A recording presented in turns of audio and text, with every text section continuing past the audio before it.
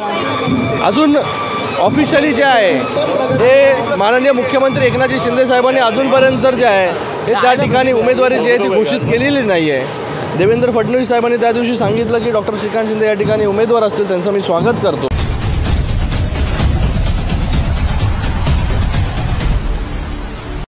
पिछले कुछ दिनों से कल्याण लोकसभा क्षेत्र की उम्मीदवारी को लेकर महागठबंधन में असमंजस की बातें चल रही थी। आखिरकार 3 दिन पहले उप मुख्यमंत्री देवेंद्र फडणवीस ने मीडिया के सामने कल्याण के उम्मीदवार के स्वरूप में श्रीकांत शिंदे का नाम घोषित किया था। हालांकि फडणवीस के ऐलान के बाद अब सांसद श्रीकांत शिंदे ने आज इस संबंध में प्रतिक्रिया दी है।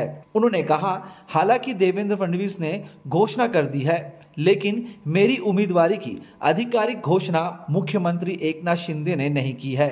श्रीकांत शिंदे के बयान के बाद कई तरह के तर्क दिए जा रहे हैं।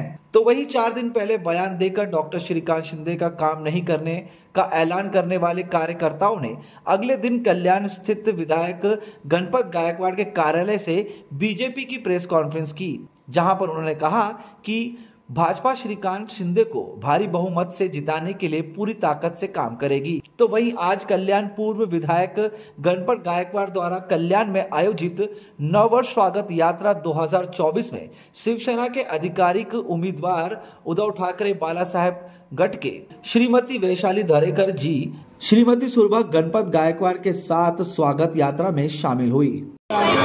अजून ऑफिशियली जे आहे हे माननीय मुख्यमंत्री एकनाथ शिंदे साहेबांनी अजूनपर्यंत जे आहे हे त्या ठिकाणी उमेदवारी जी आहे ती घोषित केलेली नाही आहे। देवेंद्र फडणवीस साहेबांनी त्या दिवशी सांगितलं की डॉक्टर श्रीकांत शिंदे या ठिकाणी उमेदवार असतील, त्यांचं मी स्वागत करतो।